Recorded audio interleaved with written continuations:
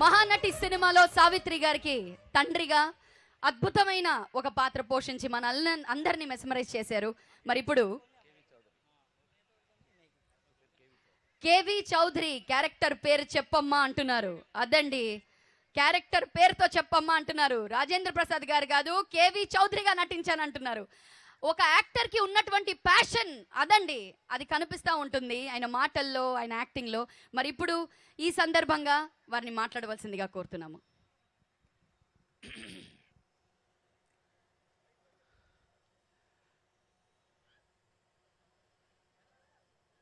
సభా సరస్వతికి నమస్కారం. రాజేంద్ర ప్రసాద్ తెలుగు సినిమా వైజాగ్ మొత్తం లింకే. ఇన్ని సంవత్సరాలుగా ఈ బీచ్ పక్కన నాకు ఎంత అటాచ్మెంట్ ఉందో జంజాల గారి కాలం నుంచి అందరికీ తెలిసిందే.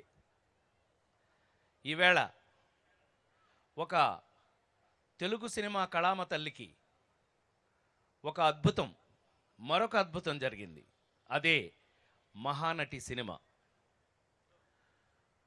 తెలుగులో సావిత్రి గారి గురించి తెలియని వాళ్ళు ఉండరు అనే రోజుల నుంచి మేము ఈ మహానటి అనే ప్రోడక్ట్ని మొదలుపెట్టిన తర్వాత ఈ జనరేషన్కి సావిత్రి గారు ఎక్కడ తెలుసండి అని అన్నవాళ్ళను కూడా మేము ఫేస్ చేశాము. అలాంటి స్థితి నుంచి ఈ రోజున ఒక సినిమాని అది ఏదో కాలంలో జరిగినట్టుగా మనం విన్నాం. మాయాబజార్లు, ఒక లవకుశలు, ఇవన్నీ బళ్ళు కట్టుకుని ఊరు నుంచి వచ్చి సినిమాలు చూసిన సంగతి మనం విన్నాం. ఈవేళ ఏమీ మారకుండా ఒక సంస్కారవంతమైన, ఒక అద్భుతమైన ఒక నటి జీవితాన్ని తెరకెక్కిస్తే అది సంస్కారంగా ఉండటమే కాదు, ఎంటర్టైనింగ్గా కూడా ఉండి, ఎంటర్టైనింగ్గా ఉండటం మాత్రమే కాదు, అది మనకి ఇంట్రెస్టింగ్గా ఉండటం మాత్రమే కాదు, అది మన గుండెలకి హత్తుకునేటట్టుగా ఉండటం వల్ల ఇవాళ ఆ సినిమా ఒక్కొక్కళ్ళు 2-3 సార్లు చూసామని పొద్దున్నుంచి. చాలా కాలం తర్వాత నేను హీరోగా ఉన్నప్పుడు తిరిగేవాడిని ఇలాగ రోడ్లెమ్మట, క్షమించాలి ఊర్లెమ్మట. ఇవాళ మళ్ళీ పొద్దున హైదరాబాదు, అక్కడి నుంచి విజయవాడ నుంచి రాజమండ్రి నుంచి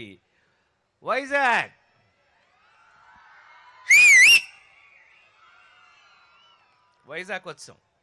ఇవాళ ఒక హిట్ సినిమా, ఒక సినిమా బాగా ఆడుతుంది అని అంటే సినిమా ఇండస్ట్రీకే ఒక అద్భుతమైనటువంటి ఆనందం అయితే, మహానటి లాంటి హిట్టు సినిమా ఇండస్ట్రీకి ఒక అద్భుతమైనటువంటి వరంగా ఇవాళ అందరూ కూడా నాకు చెప్తున్నారు. ఆ చెప్పినది నిజమని ఇవాళ జరగటానికి మీరు ఆ సినిమా ఇవాళ ఇంత పెద్ద హిట్ అవ్వడానికి కారణం ప్రేక్షక దేవుళ్ళైన మీరేనని 100% నమ్మిన వాళ్ళలో నేను కూడా ఒకడిని.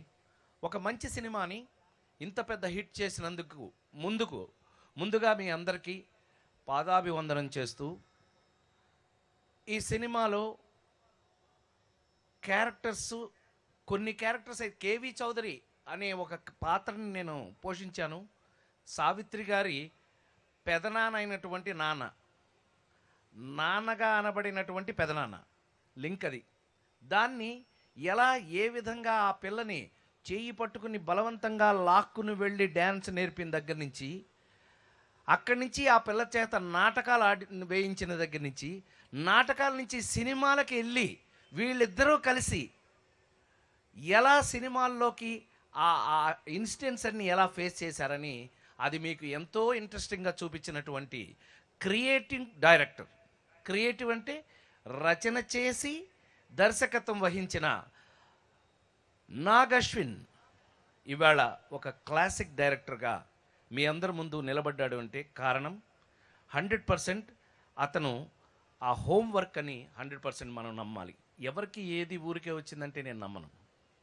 అతను చేసిన హోంవర్క్ మీకెలా తెలుసు అండి? మాకే తెలుసు. ఎందుకు అనంటే మా చేత చేయించేటప్పుడు అది అతను చెప్పిన విధానంలో ఎవరైనా ఒక దాని మీద హార్డ్ వర్క్ చేస్తే ఒక సబ్జెక్ట్ మీద దాన్ని ఒక కాన్ఫిడెన్షియల్గా మాట్లాడడం మనం చూస్తూ ఉంటాం.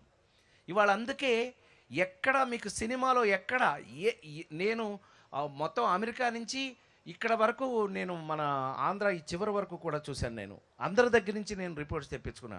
ఎక్కడా కూడా ఇంత రాంగ్గా కానీ ఇంత ఎబ్జినిటీ అంటే ఇంకేదో రకంగా ఉందని కానీ ఈ సినిమాకి రాలేదు అని అంటే అది కేవలం అతని వర్క్ మాత్రమే అని మనం అందరం నమ్మి తీరాల్సిందే. ఇవాళ ఆ పాత్రలు మాత్రమే కనపడుతున్నాయి, నటులు కనపట్టలేదండి. అదే గొప్ప సినిమాకి ప్రతీక. మన కళ్ళ ముందు మంచి సినిమా అని అంటే ఏంటంటే యాక్టర్స్ కనపడకూడదు, పాత్రలు మాత్రమే కనిపించాలి. అలాంటి పరిస్థితుల్లో ఇవాళ నేను చాలా కాలం తర్వాత ఒక నలుగురు ఇలాంటి కొన్ని మనం మర్చిపోలేని పాత్రలతో సినిమాలు చేసిన తర్వాత ఈ వేల్టకి అవి మర్చిపోయి ఇవాళ నన్ను కేవీ చౌదరి అని పిలుస్తున్నారు అని అంటే 100% ఈ సినిమాలో మనకి ఆ పాత్ర మీరు చూసినప్పుడు మీ మనసులోకి ఎంత ఎంత డీప్గా మీ అందరికీ నచ్చింది అనేది నేను 100% ఇవాళ ఫీల్ అవుతూ ఈ ఒక్క రోజులో ఇంత దూరం జర్నీ చేసినా కూడా అందరి దగ్గర ఒకటే మాట, మహానటి మహానటి మహానటి. నాకు ఇందులో మహా అద్భుతంగా కొన్ని నేను బాగా నమ్ముతానండి. అవి దానే పే లిఖా హై ఖానే వాలే కా నామ్. మనం తినే ప్రతి మెతుకు దాని మీద మన పేరు రాసి ఉంటుంది అని అంటారు. అలా బహుశా కేవీ చౌదరి అనే క్యారెక్టర్ మీద నా పేరు రాసి ఎలా అయితే ఉందో, మహానటి సావిత్రి అనే ఆ పాత్ర కాదు, ఆవిడ మహా అద్భుతమైనటువంటి ఒక నటి అయితే, ఆవిడ మహానటి అయితే, ఆ పాత్ర ఈ వయసులోనే వచ్చి ఈ వయసులోనే ఆ పాత్రకి న్యాయం చేకూర్చినటువంటి కీర్తి సురేష్ని నేను 100% మీ చప్పట్ల మధ్యన I appreciate her deep of my heart and she has done. దానికి 100% న్యాయం చేకూర్చింది అని 100% నమ్మగలను, నమ్మి తీరాలి. అది మీరు చూశారు, ఇక్కడ నేను చెప్పవలసిన అవసరం లేదు.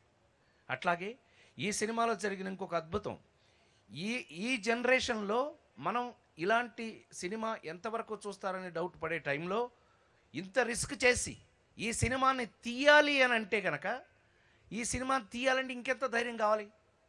అలా గనక తీసుకున్నట్టయితే ఈ సినిమాని నిర్మించినటువంటి స్వప్న అట్లాగే స్వీటీ, వీళ్ళిద్దరూ అక్క చెల్లెళ్ళు. ఈ సినిమాలో చిన్న సావిత్రి అని ఆమె ఎవరో నాకు తెలీదు. నవ్వుతారేంటి? మనవరాలా? నాకు తెలియదండి, అవి వాళ్ళు చెప్పాలి, డైరెక్టర్ చెప్తాడు, నాకు తెలియదు. అక్కడి నుంచి కూడా ఈ సినిమాని ఇంత ధైర్యంగా, ఈ మెయిన్గా మనం మెచ్చుకోవాల్సిన విషయం, ఆ వయసు పిల్లలు ఇవాళ వాళ్ళు ఒక సినిమా తీస్తూ ఆ సినిమాలో వాళ్ళు చూపించినటువంటి వైవిధ్యం ఇవాళ సినిమాలో మనకు ప్రత్యేకంగా చెప్పుకునేటట్టుగా ఇండస్ట్రీలో మనం రొటీన్ సినిమాని మనం చెప్పుకోవాల్సిన అవసరం ఇవాళ హైదరాబాద్ నుంచి బయలుదేరి ఇక్కడ దాకా తిరిగి వచ్చి ఇక్కడ మీ అందరి ముందు నిలబడి ఆదివారం నాడు ఇంత ధైర్యంగా ఒక బీచ్లో మనకి చెప్పగలుగుతున్నాము అని అంటే మీకు ఒక మంచి సినిమాని అందించారు కాబట్టి వారు. నేను ఇవాళ ఈ క్రెడిట్ వీళ్ళిద్దరికీ, లెఫ్ట్ రైట్, 2 కళ్ళు, 2 చెవులు, 2 ముక్కులు, 2 చేతులు, 2 కాళ్ళు ఎలా అయితే ఉంటాయో అలా ఒక సినిమాకి ఇద్దరు అనుకుంటే కనుక, ఆ ఇద్దరు డైరెక్టర్ అండ్ ప్రొడ్యూసర్ అనుకుంటే వాళ్ళిద్దరు కూడా Nag Chaitanya and Swapna. The credit goes to them. చప్పట్లు కొడితే మీకు ఏమైనా పోద్దా? డబ్బులు ఇచ్చి అడిగారు ఎవరన్నా? మరి ఎందుకు కొట్టచ్చుగా? ఇందులో ఇంత మంచి సినిమా మనం చూసినప్పుడు దానికి కొన్ని రీజన్స్ ఉంటాయి అనుకుంటే కనుక 100% అందులో ఉన్న రీజన్ ఇంకా కూడా 2 రీజన్స్ ఉన్నాయి చెప్పాలి. మనం ఆ రోజుల్లో మాయాబజార్ అంటే ప్రత్యేకంగా చెప్పుకున్నటువంటి సినిమాలు, మిస్సమ్మలు, అప్పు చేసి పప్పుకూడు, ఇలాంటి సినిమాలు. అందమే ఆనందం, ఆనందమే జీవితమకరందం, అందమే ఆనందం, అంత అద్భుతమైన ఆనందమైన పాటల్ని చూస్తూ, కొన్ని చందమామ పాటలు చూస్తూ, కొన్ని అసలు మాయాబజార్ అంటే అసలు మనం చూ అది ఏ లోకంలో ఉన్నా మనకు తెలియదు, కానీ మన ఆ లోకానికి తీసుకెళ్ళిపోయినటువంటి ఒక అద్భుతమైన ఫోటోగ్రఫీ. ఆ రోజుల్లో మార్కస్ బారెట్లే గారంటే ఎట్లా ఉంటాడో అని ఫోటో తెప్పించుకుని చూసేవాళ్ళం. ఈయన మన దేశం వాడు కాదు కదా, ఇతను వచ్చి ఇంత మంచి సినిమాలు మనకు ఎలా తీసాడు అని. అలా తీసుకున్నట్టయితే ఇవాళకి కూడా మనం గుర్తుపెట్టుకునేటటువంటి సినిమాల్ని ఆ రోజున ఆ టెక్నీషియన్గా పనిచేసినటువంటి ఒక కెమెరామన్ ఆ రోజున, ఇవాళ మరి అంటే డైరెక్టర్ గారు అదే తెలివిగా మాకు డానియల్ అనే ఒక కెమెరామెన్ని మనకి యూరప్ నుంచి తీసుకొచ్చి మనకి ఈ సినిమా ఇవాళ అంత అందంగా ఉంది అని అంటే దానికి కారకుడు అతను. వస్తాడు, 6 అడుగులుగా ఒక సైజులో ఉంటాడు, వస్తాడు ఇప్పుడు కొంచెంసేపట్లో పైకి. అలాగే ఈ సినిమాని మరొకటి మనం అందరం అప్రిషియేట్ చేయవలసింది ఏంటి అని అంటే సంగీతం అని వచ్చేటప్పటికి మనకి ఏమవుతుంది, ఇవాళ ఉన్న జనరేషన్కి ఏమండి, ఇవాళ ఉన్న జనరేషను ఓహో మేఘమ అలా అంటే ఈ జనరేషన్ ఎంతవరకు వాళ్ళు నచ్చుతుంది వాళ్ళకి అనే ప్రశ్న మనకి తలెత్తవచ్చు. అలాంటప్పుడు ఒక మిక్కీ మేయర్ అని మనకి మ్యూజిక్ అతను పెద్ద వయసు అయిపోయిన అదేం కాదు, బట్ స్టిల్ ఈ జనరేషన్ మనసులో పెట్టుకుని ఆ జనరేషన్ మూడ్ని మర్చిపోకుండా చక్కటి సంగీతాన్ని అందించారు. వాళ్ళకు కూడా మనం గుర్తుంచుకోవాల్సిన అవసరం ఉంది ఈ సినిమాలో. అట్లాగే మీకు చెప్పుకుంటూ పోతే ఒక కాస్ట్యూమ్స్ కూడా ఆఖరికి నా చెప్పులు కూడా చివరికి నేను మహానటి గుర్తుగా ఆ చెప్పులతో సహా తీసి పక్కన పెట్టడం జరిగింది. దట్ ఈస్ వాట్ అంటే నేను మీకు ఎప్పుడు ఇంత డీటెయిల్గా చెప్పున్నాను మీకు. ఇవాళ ఇలా చెప్పడానికి కారణం ఏంటి అంటే అంత డీప్గా పనిచేసినటువంటి ఈ సినిమా ఇవాళ ఇంత మంచి హిట్ అవ్వడం అనేది మీ హృదయాల్లో ఒక స్థానాన్ని సంపాదించుకున్నప్పుడు నిజంగా నాబట్టి వాళ్ళం నేను ఎంతెంతో ఆనందాన్ని వ్యక్తం చేస్తూ, ఎందుకనంటే ఇది హిట్ కేవలం సినిమా బాగుందట అనే హిట్ కాదండి. అబ్బా, ఇంతకాలానికి ఒక అద్భుతమైన సినిమా వచ్చింది మళ్ళీ తెలుగులో అనిపించేటట్టుగా హిట్ అయినటువంటి మహానటి సినిమా. ప్రతి ఒక్కరికి కూడా ఆఖరికి మమ్మల్ని అందులో తలబద్దలైపోతుంది, కొంచెం కాఫీ పట్టరా బాబు అని అంటే అక్కడ మజ్జిగ పోస్తున్నారు వెళ్ళి దాగు అన్నట్టు ఆ రేంజ్ వరకు కూడా ఈ సినిమాలో ప్రతి ఒక్కళ్ళు కూడా ఇన్వాల్వ్ అయి చేశారని మరొకసారి మీ ముందు ఎన్నో రకాల వెరైటీ పాత్రలు పోషించిన నేను మరొకసారి కేవి చౌదరిగా మీ అందరి ముందు నిలబెట్టినందుకు, గర్వంగా నిలబెట్టినందుకు, పెద్ద హిట్తో నిలబెట్టినందుకు నాగ్ని అట్లాగే స్వప్నని మా స్వీటీని అందరినీ కూడా హృదయపూర్వకంగా కృతజ్ఞతలు తెలియజేస్తూ, ఈ రోజున నాకు ఈ సినిమా వల్ల ఏం జరిగింది అంటే ఇంకోటి జరిగిందమ్మాయి. మీకు తెలుసు కదా, మీ ముందు చాలా రోజుల నుంచి మీరు నన్ను యాంకరింగ్ అనేక ఫంక్షన్లో మనం కలుస్తూ ఉంటాం. బట్ ఎక్కడ నేను ఈ మాట చెప్పుండను. ఒక సినిమాలో ఒక పాత్ర వేసిన తర్వాత ఆ పాత్రని కొంతకాలం అయ్యేటప్పుడు మర్చిపోవడానికి ట్రై చేస్తాం. ఎందుకంటే ఇంకో పాత్రలోకి మనం ప్రయత్నం చేస్తూ ఉంటాం, ఇంకో పాత్ర అవకాశం వస్తుంది కాబట్టి. కానీ ఈ సినిమాలో నాకు జరిగింది ఏంటంటే, ఈ సినిమాలో నేను తండ్రిని కాదు కానీ తండ్రిని కాబడ్డాను.